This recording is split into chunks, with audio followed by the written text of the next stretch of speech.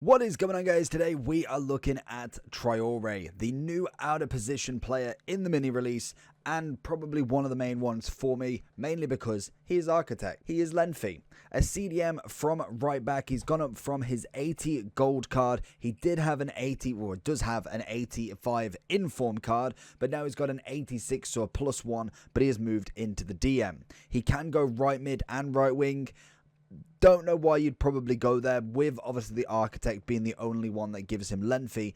I don't think it gives him enough to go there. He is 5'9" with a high, right footed, only a 3-3, so again, more reason to why I would personally keep him in that DM role. We've got incredible pace from him on the base, and that is the main reason why I've chosen him for a review, mainly because you know that if you've already got that pace and then you make the lengthy, you're absolutely golden, especially because only architect works for him, unfortunately.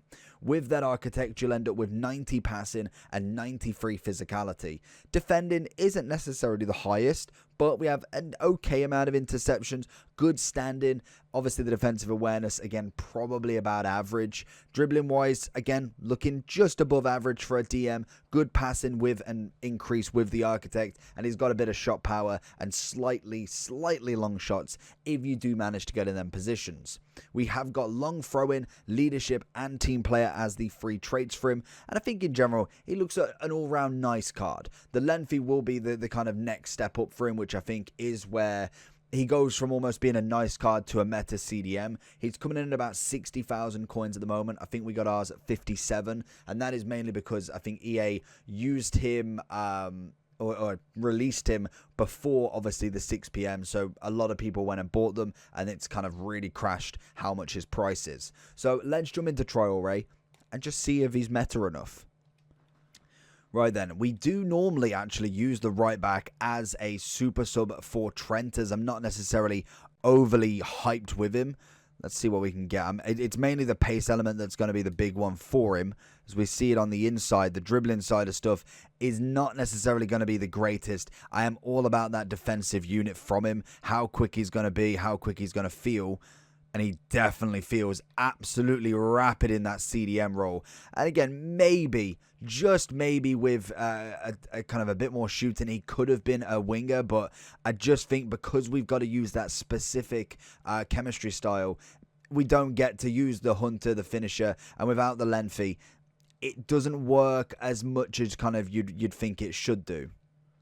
Finding him here, like I say, passing is decent enough. He wings one into Barkley, who's going to go across goal, hits the post, back into Kessie, going to look for the ball in, and a little header from Mbappe. Traore is going to watch that run out there. We know the pace is more than enough to be able to catch anybody from halfway line, really. Again, the dribbling most definitely isn't the worst, to be fair to him. I think it's kind of about average, really. For a DM, I'm not expecting them to be able to twist and turn like anybody. It's just mainly that passing and how quick they can defend is what I'm really looking at from my sort of centre mids, DMs, even cams to some extent.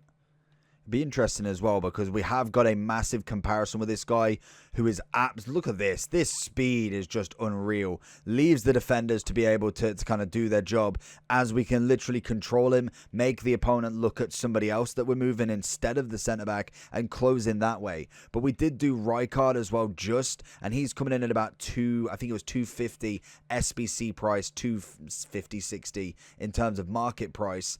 Oh, we're not going to get to that. But that is absolutely nuts compared to the 60k card we've got here. Obviously, he is naturally lengthy and can be in centre-back as well. So there is multiple positives and negatives to both of them, to be honest.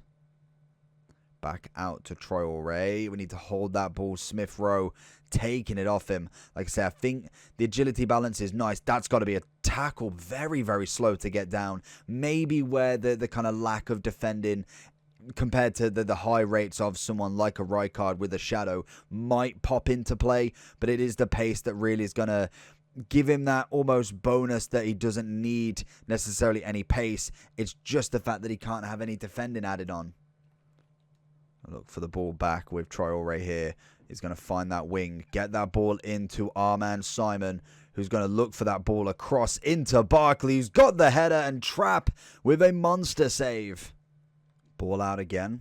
Nice little play, wanting back to get that long ball if we can. The pace is very nice. That initial burst is really, really good as we find it straight into Barkley just from their moments. That is where you need it. Just that element of almost playmaker-esque.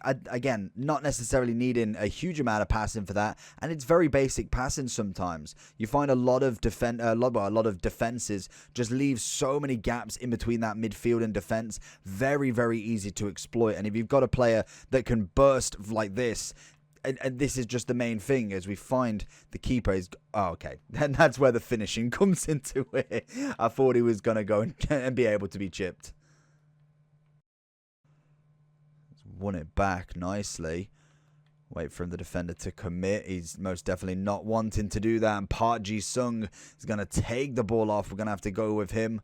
Can we bring any sort of run back? Look at the pace on that. Beautiful from Traore. Gets the recovery in. Holds his position nicely. We know we're covering all of this out of the box. The defense is not necessarily needed to be touched at all because the pace is brilliant for him. And this is where lengthy meta just comes into play massively. Can be a little bit boring, I will say. Again, I'm not massively fond of kind of just playing with the meta because I like free play. I like being able to attack, high pressing, tackling, getting them shots off. But the game does elements of passing, slow, nice and kind of organized defending.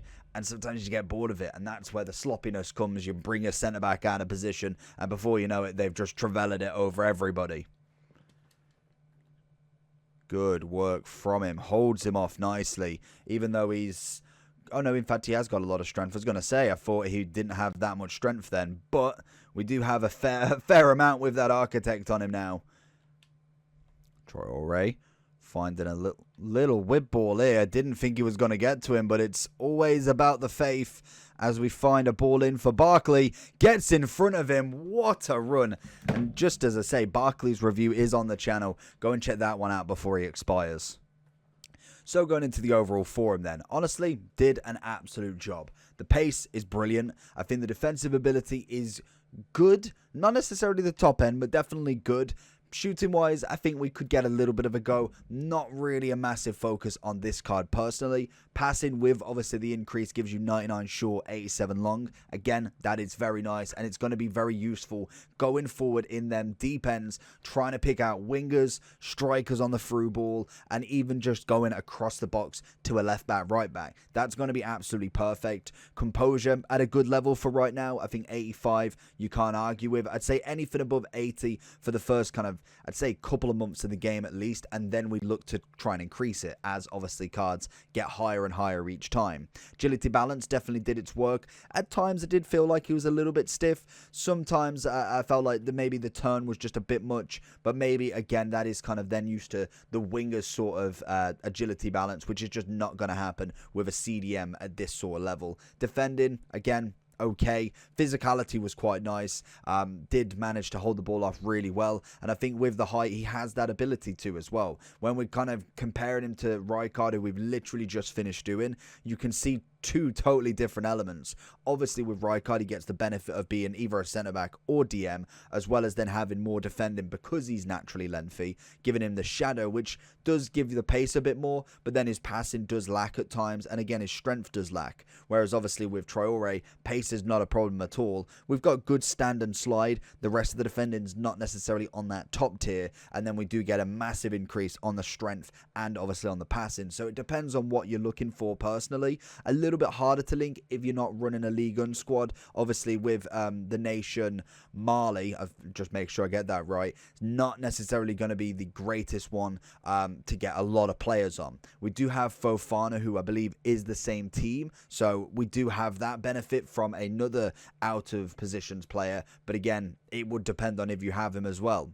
Overall wise, I think he's a nice card, incredibly quick, okay at defending, bringing the ball forward was quite nice. So I think overall wise, I'd happily be sitting at around about an 8.5 for him personally. So let me know down below if you did enjoy this. If you want to know anything more, leave a comment down below. Check the videos on the left hand side, and if you want to subscribe, that is always pleasant, and I'll catch you all for the next one. Peace.